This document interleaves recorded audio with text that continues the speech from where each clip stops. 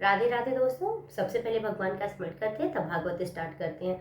वर्णानाम संघानाम रसानम छंदसामपि मंगलानाम कर्तारो वंदो वाणि विनायक कृष्णाय वासुदेवाय हरे परमात्मने प्रणतः क्लेशनाशाय गोविंदाय नमो नमः। जय श्री अतुलित बलधाम हेम शैलावती हम धनुजवन कृशानम ज्ञानिनाम अग्रगण्यम सकल गुण निधानम वानरानामधीशम रघुपति प्रिय भक्तम वात जातम नमामि। श्री भागवत भगवान की जय।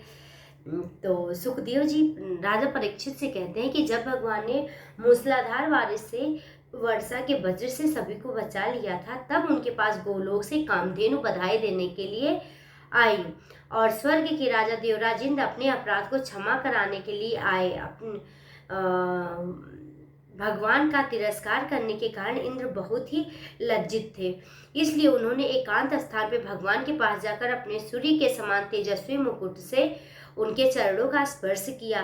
परम तेजस्वी भगवान श्री कृष्ण का प्रभाव देख सुनकर इंद्र का घमंड जाता रहा कि मैं ही तीनों लोगों का स्वामी हूँ। अब उन्होंने हाथ जोड़कर उनकी स्तुति की। इंद्र ने कहा, भगवान आपका स्वरूप परम शांत ज्ञानमय रजोगुण तथा तमोगुण से रहित है, विशुद्ध अपराकृत सत्वमय है। यह गुणों से प्रवाह रूपी प्रतीत होने वाला प्रपंच केवल मायामय है, क्योंकि आपका स्वरूप ना जानने के कारण ही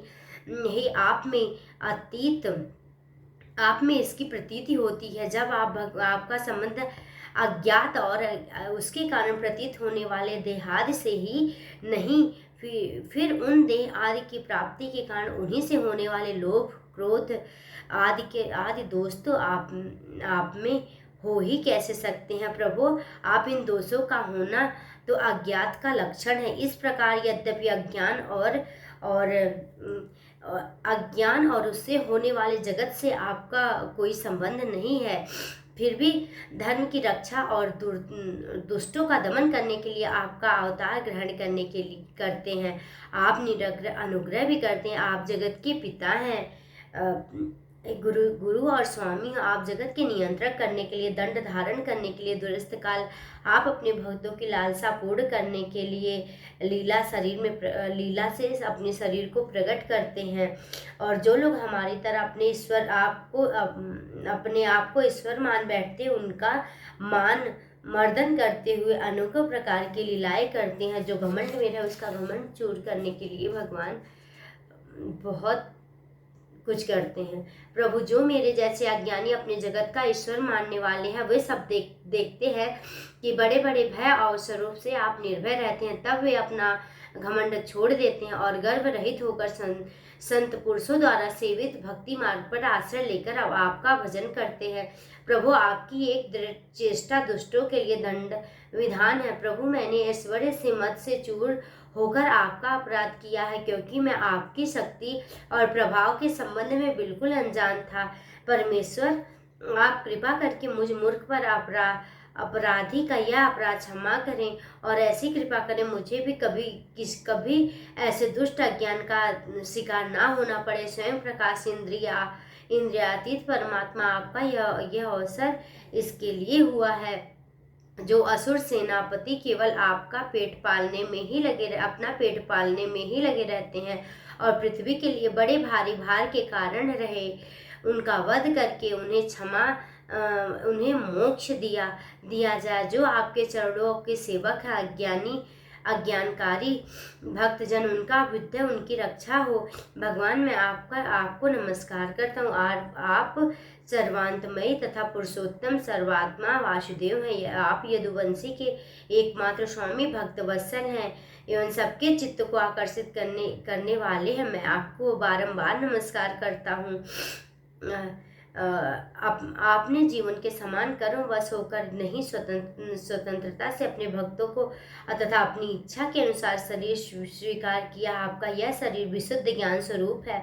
आप सब कुछ है, सबके कारण और सबके आत्मा है। मैं आपको बार बार नमस्कार करता हूँ। भगवान, आप मेरे अभिमान का अंत नहीं है और मेरा क्रोध भी बहुत ही तीव्र वश के बाहर है। जब मैंने देखा कि मेरा यज्ञ तो नष्ट कर दिया गया है, तब मैंने मूसलाधार वर्षा और आंधी के द्वारा सारे ब्रजमंडल को नष्ट कर देना चाहा। परंतु प्रभु आपने मुझ पर बहुत ही अनुग्रह किया। मेरी चेष्टा व्यर्थ होने से मेरे घमंड की जड़ उखड़ गई। आप मेरे स्वामी हैं, गुरु हैं, मेरे आत्मा है और मैं आपकी शरण में हूँ। श्री सुखदेव जी कहते हैं, परीक्षित, जब देवराज इंद्र ने भगवान श्री कृष्ण की इस प्रस्तुत की तब उन्होंने हंसते हुए मेघ के समान गंभीर वाणी से इंद्र का संबोधन करके कहा। श्री भगवान ने कहा, इंद्र, तुम ऐश्वर्य और धन संपत्ति के मद में पूरे पूरे मतवाले हो रहे थे, इसलिए तुम पर अनुग्रह करके मैंने तुम्हारा यज्ञ भंग किया, इसलिए कि अब तुम मुझे नित्य निरंतर स्मरण रख सको। जो ऐश्वर्य और धन से संपत्ति मद से अंधा हो जाता है, यह एक देखता है कि मैं काल रूप परमेश्वर हाथ में दंड लेकर उसके सिर पर सवार हूँ। मैं जिस प्रकार अनुग्रह करना चाहता हूँ उसे ऐश्वर्य भ्रष्ट कर देता हूँ। इंद्र, तुम्हारा मंगल हो। अब तुम हम अपनी राजधानी अमरावती में जाओ और मेरी आज्ञा का पालन करो। अब कभी घमंड ना करना, नित्य निरंतर मेरे सानिध्य मेरे संयोग का अनुभव करते रहना और मेरे अधिकार से के अनुसार उचित रीति से मर्यादित पालन करना। परीक्षित, भगवान इस प्रकार आज्ञा दे ही रहे थे कि मनस्विनी कामधेनु अपने संतानों के साथ गोप वेशधारी परमेश्वर श्री कृष्ण की वंदना की और उनको संबोधित करके कहा। कामधेनु ने कहा, सच्चिदानंद स्वरूप श्री कृष्ण, आप महायोगी योगेश्वर हैं। आप स्वयं विश्व के परम करण तथा अच्युत हैं। संपूर्ण विश्व के स्वामी आप अपने रक्षक के रूप में सनात हो गए हैं। आप जगत के स्वामी हैं, परंतु इंद्र त्रिलोकी के इंद्र हुआ करे। हमारे तो पूजनीय आराध्य देव ही हैं। प्रभु, इंद्र त्रिलोकी के इंद्र हुआ करे, परंतु इंद्र तो आप ही हैं। अतः आप ही गौ ब्राह्मण देवता और साधु जन की रक्षा के लिए हमारे इंद्र बन जाइए। हम गौएं ब्रह्मा जी की प्रेरणा से आपको अपना इंद्र मानकर अभिषेक करेंगे। विश्वात्मा, आपने पृथ्वी पर भार उतारने के लिए अवतार धारण किया। सुखदेव जी कहते हैं, परीक्षित, भगवान श्री कृष्ण से ऐसा कहकर कामधेनु अपने दूध और देव माताओं की प्रेरणा से देवराज इंद्र को इरावती के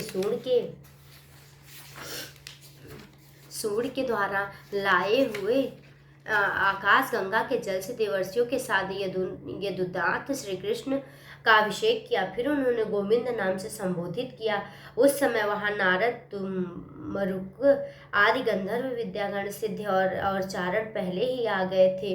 वे समस्त संसार के पाप ताप को मिटा देने वाले भगवान लोकमल्लाह वह यश का गान करने लगे और अप्सराएं आनंद से भरकर नृत्य करने लगे। मुख्य देवता भगवान की स्तुति कर उन पर नंदवन के दिव्य पुष्पों की वर्षा करने लगे।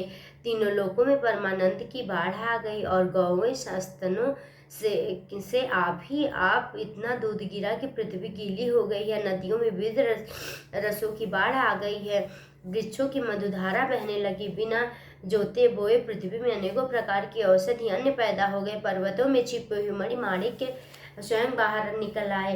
परीक्षित, भगवान श्री कृष्ण का अभिषेक होने पर जो जीव स्वभाव से ही क्रूर है वह वैरहीन हो, उनमें ही परस्पर मित्रता हो गई हो। इंद्र ने इस प्रकार गौ और गोकुल के स्वामी श्री गोविंद का अभिषेक किया। उसकी अनुमति प्राप्त होकर देवता, गंधर्व आदि के साथ स्वर्ग की यात्रा करने लगे। राधे राधे।